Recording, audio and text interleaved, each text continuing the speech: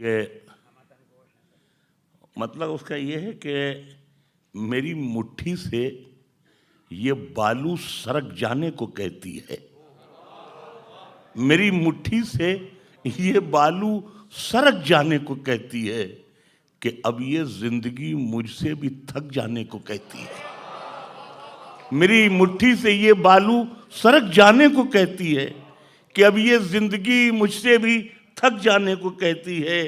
और शेर इसमें ये है कि जिसे हम ओढ़ कर निकले थे आगाज़े जवानी में, जिसे हम ओढ़ कर निकले थे आगाज़े जवानी में, वो चादर जिंदगी की अब मसक जाने को कहती है। वो चादर जिंदगी की अब मसक जाने को कहती है। और ये हालिया ने इंदौर की नजर है ये शेर के कहानी जिंदगी की क्या सुनाएं अहले महफिल को, कहानी जिंदगी की क्या सुनाएं अहले महफिल को, शक्कर घुलती नहीं और खीर पक जाने को कहती है। कहानी जिंदगी की क्या सुनाएं अहले महफिल को, शक्कर घुलती नहीं और खीर पक जाने को कहती है। और ये शेर देखिए, शायद नया शेर कुछ कह दिया उर्दू गज़ल में, शक्कर घुलती नहीं और खीर पक जाने को कहती है। मैं अपनी लड़खड़ाहट से परेशान हूँ मगर पोती, मैं अपनी लड़खड़ाहट से परेशान हूँ मगर पोती मेरी उंगली पकड़कर दूर तक जाने को कहती है। मैं अपनी लड़खड़ाहट से परेशान, मैं अपनी लड़खड़ाहट से परेशान मगर पोती मेरी उंगली पकड़कर दूर तक जाने को कहती है। मैं अपनी लड़खड़ाहट से परेशान हूँ मगर पोती मेरी उंगली पकड़कर दूर तक जाने को कहती है। शेर जहां से याद आ रहे हैं सुन लीजिए। तिजोरियों में न राहे खुदा में जाती है, तिजोरियों में न राहे खुदा में जाती है, यहां तो सारी कमाई दवा में जाती है। तिजोरियों में न राहे खुदा में जाती है, यहां तो सारी कमाई दवा में जाती है। बुलंदियों का सफर भी अजीब होता है, पतंग देखिए कैसे हवा में जाती है। बुलंदियों का सफर भी अजीब होता है, पतंग देखिए कैसे हवा में जाती है। बुलंदियों का सफर भी अजीब होता है, पतंग देखिए कैसे हवा में जाती है। एक मतलब यह है कि पतंग देखिए कैसे हवा में जाती है। गजल हर अहद में हमसे सलीका पूछने आई, गजल हर अहद में हमसे सलीका पूछने आई। बरेली में कहाँ मिलता है सुरमा पूछने आई। गजल हर अहद में हमसे सलीका पूछने आई, बरेली में कहाँ मिलता है सुरमा पूछने आई। और शेर ये है कि मिला है ये सिला शायद हमें कांटों पे चलने का, मिला है ये सिला शायद हमें कांटों पे चलने का, कि हर खुशबू हम ही से अपना शजरा पूछने आई।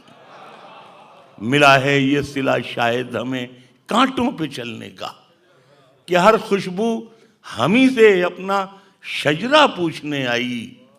शेर ये है कि मेरे लहजे की सफ़ाकी के चर्चे आम हैं इतने, मेरे लहजे की सफ़ाकी के चर्चे आम हैं इतने, कई दिन तक तो एक तलवार नुस्खा पूछने आई।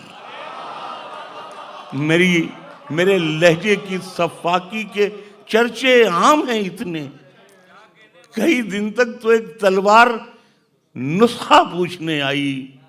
मैं जब दुनिया में था तो हाल तक मेरा नहीं पूछा, मैं जब दुनिया में था तो हाल तक मेरा नहीं पूछा, मैं जब चलने लगा तो सारी दुनिया पूछने आई। मैं जब दुनिया में था तो हाल तक मेरा नहीं पूछा, मैं जब चलने लगा।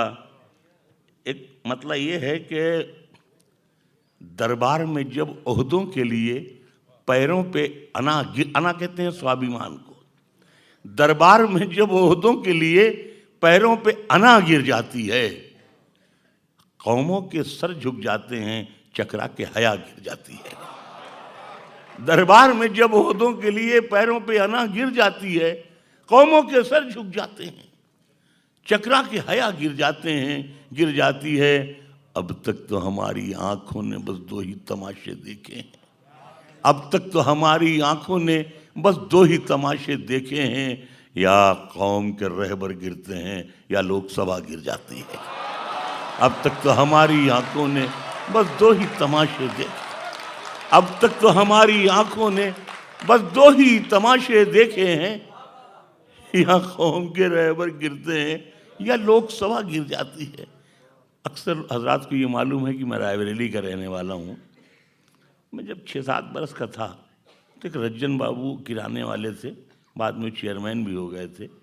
तो उनके यहाँ हम लोग जाते थे, घर से अम्मी भेजती थी सामान लाने के लिए किराने का सब। तो मुझे मीठा खाने का बड़ा शौक़ था नहीं बल्कि है अभी तक। तो मैं वहाँ जाता था, जब सामान समेट के चलने लगता था तो वो बोरा रखा रहता था शक्कर का, तो यूँ करके उसमें मुट्ठी में शक्कर लेता, भागता। तो कुछ शक्कर तो भागने में गिर जाती, कुछ उनका नौकर दौड़ाता और पीटता, एक आधा थप्पड़ मारता, उसमें गिर जाती। जितनी बचती मैं उतनी फाँक लेता। घर पहुँचता तो अम्मा को खबर मिल चुकी होती थी कि साहबजादे चोरी भी करने लगे हैं, तो वहाँ भी कुटाई होती। गरज की जितनी मार खा लेते थे उतनी शक्कर कभी नसीब नहीं हुई। अब इसे मैंने गज़ल बनाया है, आप देखिए, यही हुनर आपके फ़कीर मुनव्वर राना का है। इसे मैंने गज़ल बनाया है कि दरबार में जब ओहदों के लिए पैरों पे अना गिर जाती है, कौमों के सर झुक जाते हैं, चकरा के हया गिर जाती है। और अब तक तो हमारी आंखों ने बस दो ही तमाशे देखे हैं, या कौम के रहबर गिरते हैं या लोकसभा गिर जाती है। और पहले भी हथेली छोटी थी, अब भी यह हथेली छोटी है। पहले भी हथेली छोटी थी, अब भी यह हथेली छोटी है। कल इससे शक्कर गिर जाती थी, अब इससे दवा गिर जाती है। पहले भी हथेली छोटी थी, अब भी यह हथेली छोटी है। कल इससे शक्कर गिर जाती थी, अब इससे दवा गिर जाती है। पहले भी हथेली छोटी थी, अब भी यह हथेली छोटी है। कल इससे शक्कर गिर जाती थी, अब इससे दवा गिर जाती है। कल इससे शक्कर गिर जाती थी, अब इससे दवा गिर जाती है।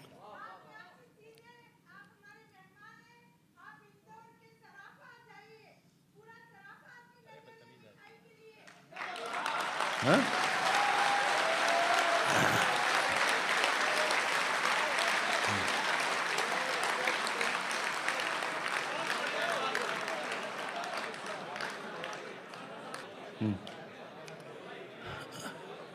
मैं अब अगर मुझे इजाज़त दें तो मैं कुछ शेर सुना लूं।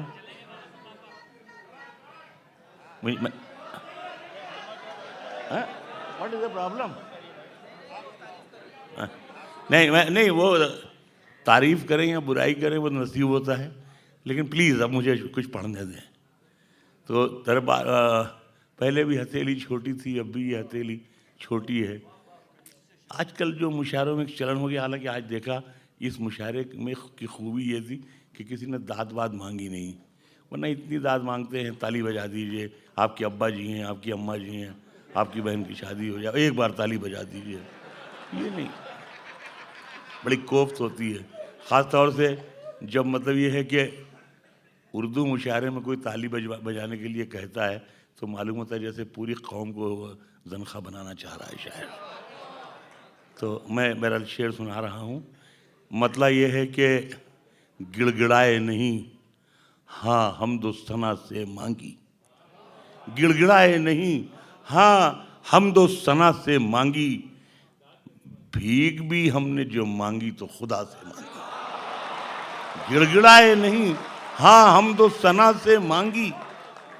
भीख भी हमने जो मांगी तो खुदा से मांगी। हाथ बांधे रहे पलकों को झुकाए रखा, दाद भी हमने जो मांगी तो हया से मांगी।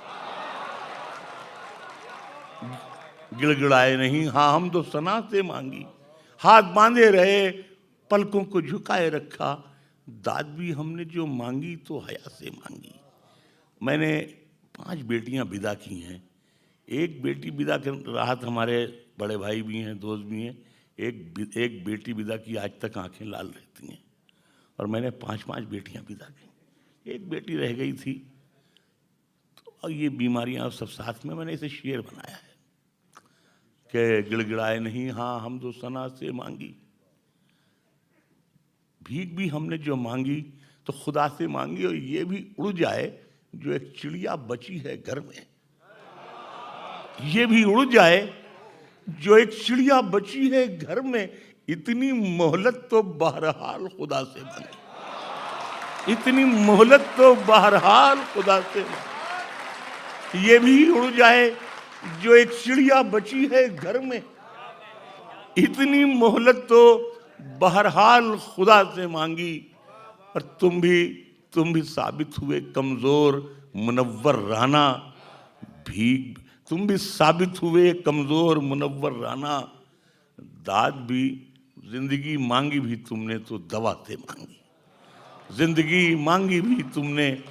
तो जो शेर याद आ रहे हैं, मैंने बताया कि चूंकि मुशारों में गए नहीं तो भूल गए, खाली दवाएं याद रह गई मुझसे। मैंने वहाँ किसी ने, डॉक्टर ने पूछा तो मैंने कहा सर बहुत ईमानदारी की बात ये है, मैं इस बिस्तर पे लेटा हूँ और अभी मैं वेंटिलेटर से उठ कर आया हूँ। जवानी में नर्सें अच्छी लगती थी, बुढ़ापे में डॉक्टर अच्छे लगते हैं। तो मैंने कहा ईमानदारी की बात ये।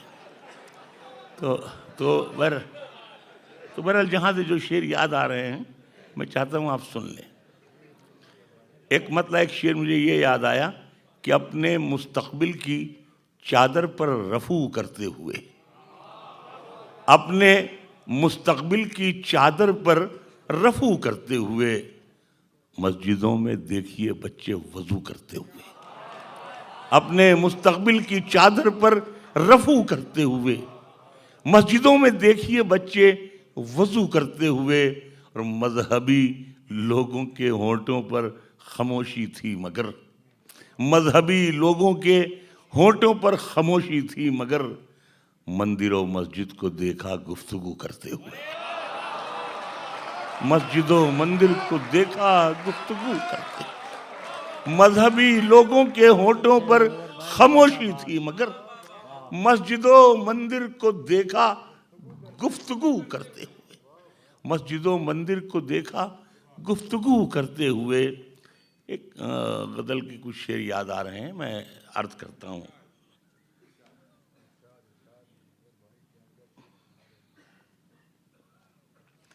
हाँ, जब मैं बीमारी बहुत हुआ ना, तो अब तो जैसे कि कुछ सठिया सा गया, तो 10 महीने से